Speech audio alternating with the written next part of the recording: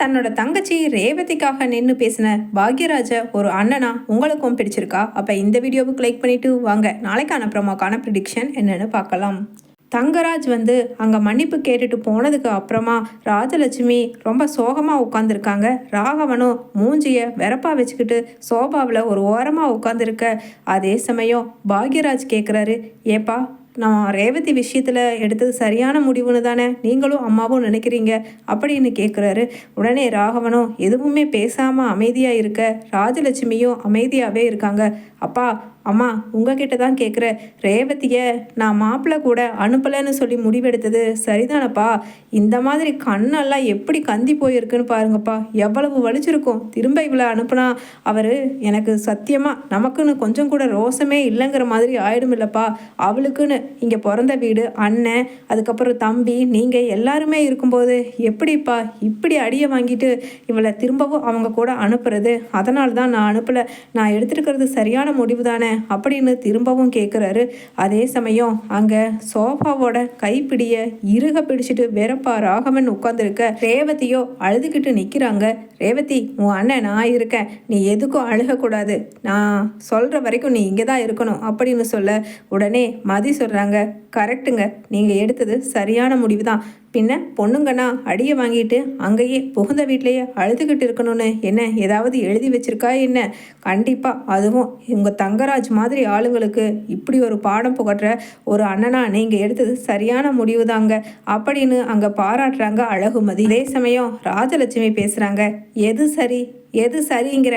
இவளை இங்கேயே வச்சிட்ருக்கிறதா, இல்லை நீ போய் மாப்பிள்ளைய அடிக்காத குறையா, அதுவும் செருப்பால் அடிக்காத குறையா பேசிட்டு வந்தியே காலையில், அது சரிங்கிறியா அப்படின்னு பேச, உடனே என்ன பேசுகிறீங்க, நான் பேசுனது தப்பு அப்படி நான் சொல்கிறீங்க? நிச்சயமாக கிடையவே கிடையாது. உங்கள் மாப்பிள்ளை என்னோட வேலையை ஒல வச்சாரு, அதனால தான் நான் போய் பேசினேன், அதுக்கும் இதுக்கும் எந்த சம்மந்தமும் கிடையாது அப்படின்னு சொல்ல, ஆமாம் நீ போன இடத்துல எதையுமே விளங்க வைக்க மாட்டேங்கிறதுக்கு இப்போ கடைசியில் சந்தோஷமாக பணக்காரியாக பொழைச்சிக்கிட்டு இருந்த என் புள்ள ரேவதியோட வாழ்க்கையை இங்கே கூட்டிகிட்டு சின்னாபினமாக்கி இப்போ எப்படியோ வாழா வெட்டியாக உட்கார வச்சிட்டீங்களே, அதே போதும் அப்படின்னு தன்னோட முந்தானையால் மூக்க உறிஞ்சிக்கிட்டே ராஜலட்சுமி அழுக.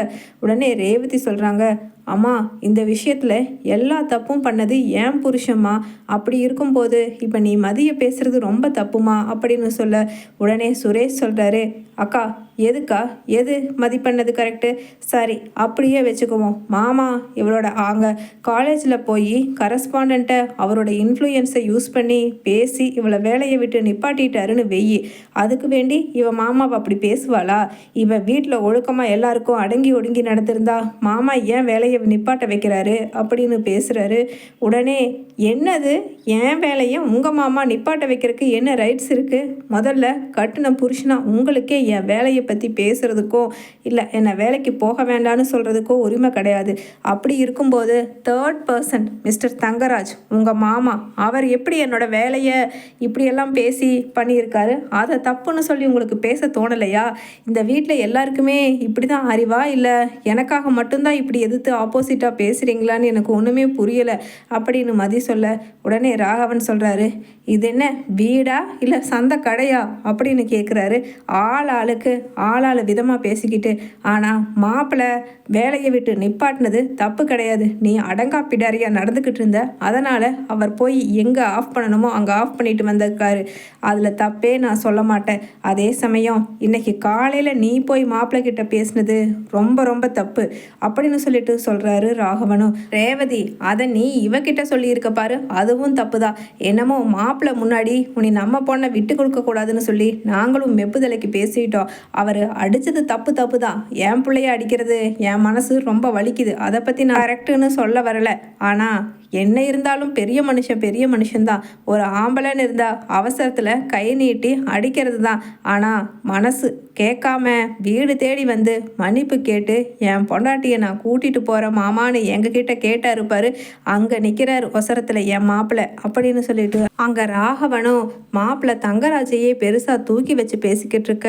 உடனே ராஜலட்சுமியும், ஆமாங்க ஆமாம், நம்ம வீட்டு கழுத ஒழுக்கமாக இருந்திருந்தா நம்ம ஏன் இப்படியெல்லாம் சிரமப்பட வேண்டியது இருக்கு, எல்லாம் இந்த மதியத்தான் சொல்கிறேன் அப்படின்னு சொல்லிட்டு மறுபடியும் மதி பக்கம் பிரச்சனையை எழுப்ப உடனே சுரேஷ் வந்துட்டு பாக்யராஜ் கிட்ட பேசுகிறாரு. என்ன மாமா எவ்வளவு பெரிய மனுஷன், எப்படி வந்து அடக்கமாக மன்னிப்பு கேட்டு என் பொண்டாட்டியை கூட்டிகிட்டு போகிறேன்னு சொன்னார். ஆனால் நீயே அப்போவாவது அனுப்பிச்சிருக்கணும். அக்காவை காலை முழுக்க இங்கேயே வச்சு பார்த்துக்க முடியுமா? 10 நாள் பார்க்கலாம், 1 மாதம் பார்க்கலாம், 1 வருஷம் பார்க்கலாம். ஆனால் அதுக்கும் மேலே அக்கா இங்கே இருந்தா அவளுக்கு பேர் பக்கத்துலலாம் என்னென்னு பேசுவாங்கன்னு உனக்கு தெரியாதா? வாழா வெட்டி. இதே நீயும் நானும் இங்கே சந்தோஷமாக மலர் அண்ணி கூட நீயும் மதி கூட நானும் வாழும் பொழுது அக்கா குழந்தைங்களையும் மாமாவையும் அங்கே விட்டுட்டு எவ்வளவு நாள் இங்கே வாழ முடியும் அப்படின்னு சொல்லிட்டு திட்டுறாரு. உடனே பாக்யராஜும் என்ன சொல்கிற சுரேஷ், அதுக்கு வேண்டி ரேவதியை அங்கேயே விட்டுட்டு வந்திருக்கணும்னு சொல்கிறியா அப்படின்னு கேட்க உடனே நிறுத்துன, நீ ஒன்றும் அங்கேயே விட்டுட்டு வந்திருக்கணும்னு சொல்லலை. சரி, என்னமோ கோபத்தில் அவசரத்தில் நீ அங்கேருந்து இங்கே கூட்டிகிட்டு வந்ததும் சரிதான், பரவாயில்லை. ஆனால் என் மாமா அப்பா சொல்கிற மாதிரி எவ்வளவு பெருந்தன்மையாக வந்து தன்மையாக மன்னிப்பு கேட்டு வா ரேவதி போகலான்னு கூட்டிகிட்டு போகிறாரு. ஆனால் அப்போவாவது அக்காவை அனுப்பிச்சி வச்சிருக்கணும் இல்லை? அதுக்கப்புறமும் என்னென்ன உனக்கு வீம்பு அப்படின்னு சொல்ல உடனே ராஜலட்சுமி சொல்கிறாங்க, ஆமாம் சுரேஷ் சொல்கிறது தான் எனக்கும் சரின்னு படுது. ரேவதி நீ பேசாமல் மாப்பிள்ளை கூடவே போயிருக்கலாம், நீ பண்ணினது தான் பாக்யராஜ் தப்பு அப்படின்னு சொல்லிட்டு சொல்கிறாரு அங்கே ராகவனும்.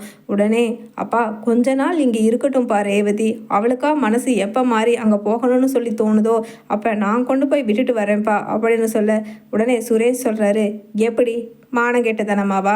மறுபடியும் அங்கே போய் எப்படி மாமா மூஞ்சியில் முழிப்ப? நான் என் தங்கச்சியை நிச்சயமாக இந்த வீட்டுக்கு அனுப்ப மாட்டேன்னு சொல்லி வாய் கிளிய பேசிட்டு நீயே கொண்டு போய் விடுறேன்னு அசிங்கமாக சொல்கிறேன். உனக்கு கொஞ்சம் கூட அறிவே இல்லையா? எல்லாம் எங்கள் மாமா மாதிரி வருமா அப்படின்னு சுரேஷ் தங்கராஜை தூக்கி வச்சு பாக்யராஜை எதிர்த்து பேசிக்கிட்டு இருக்காரு. உடனே மதி சொல்கிறாங்க, ஆமாம் உங்கள் மாமா மாதிரி தானே நீங்களும் இருக்கீங்க, என்னை ஓங்கி கை நீட்டி அடித்தவர் தானே நீங்கள். அந்த மாதிரியே நான் அடித்த மாதிரியே உங்கள் தங்கச்சி அடிக்கலை. பாவம் அவங்க ரொம்ப பொலைட்டான டைப்பாக இருக்கிறதால உங்கள் மாமா ஏதோ பொழைச்சிட்டாரு, இல்லைன்னா என்ன மாதிரி பொண்ணாக இருந்திருந்தா நடந்திருக்கிறதே வேற அப்படின்னு சொல்ல உடனே ஏய் என்ன சொல்ல வர? அன்னைக்கு நீ திருப்பி அடித்த மாதிரி ரேவதி என் மாமாவை அடிச்சிருக்கணும்னு சொல்ல வர்றியா அப்படின்னு சொல்ல உடனே ஆமாம் அதுதானே, ஆம்பளை கை நீட்டும் போது நிச்சயமாக பதிலுக்கு பொம்பளையும் கை நீட்டித்தான் ஆகணும். ஏன்னா வலிக்கிறதுங்கிறது ஒரு உணர்ச்சி, ஆணுக்கு தனியாக பெண்ணுக்கு தனியாக இல்லை. அதனால் பெண்ணுக்கு வலிக்கும் பொழுது அதை தண்டனையாக கொடுத்த ஆணுக்கு வலினா என்னங்கிறத புகட்டியே ஆகணும் அப்படின்னு சொல்லிட்டு அங்கே மதி சொல்ல, இங்கே பாரு எங்கள் அக்கா எந்த மாதிரி சிச்சுவேஷனில் வந்து இங்கே உட்காந்துட்டு இருக்கா, நீ என்னடானா காலேஜில் பாடம் எடுக்கிற மாதிரி இங்கே எங்கே எல்லாருக்கும் பாடம் எடுத்துக்கிட்டு இருக்க? கொஞ்சம் வாயை மூடிட்டு இந்த பிரச்சனையில் நீ இன்வால்வ் ஆகாமல் இருந்தனாவே நல்லாயிருக்கும் அப்படின்னு சுரேஷ் சொல்கிறாரு. உடனே மதியம் ஏன் என்னால் தானே இந்த பிரச்சனை ஸ்டார்ட் ஆச்சு, இதை நான் எப்படி முடிச்சு வைக்கணும்னு எனக்கு தெரியும் அப்படின்னு சொல்லிட்டு உடனே எங்கம்மா போகிற? போலீஸ் ஸ்டேஷனுக்கு போய் ரேவதியை கூட்டிகிட்டு போய் மாப்பிள்ளை மேலே கம்ப்ளைண்ட் கொடுக்க போறியா அப்படின்னு கேட்குறாரு ராகவனும். ஆமாம் பின்ன இப்படி அடிச்சிருக்காரு, அதுக்கப்புறம் என்ன பண்ண சொல்கிறீங்க? இனிமேலும் இந்த மாதிரி நடக்காதுன்னு ஏதாச்சும் ஒரு ஷியூரிட்டி கொடுத்தா தானே அவர் கூட அனுப்பி வைக்க முடியும். இவர் அதாவது பாக்யராஜ் உங்கள் மூத்த புள்ள இவரை இந்த ரேவதியை அனுப்பாததே நல்லது. ஏன்னா நாளைக்கு பின்னியும் ஏதாவது கை வச்சா அதுக்கான தண்டனை கடுமையாக இருக்குன்னு சொல்லி அவரை வார்ன் பண்ணி அவர்கிட்ட கையெழுத்து வாங்கிட்டு தான் அனுப்பணும்னு மதி சொல்ல எல்லாரும் திட்டுறாங்க.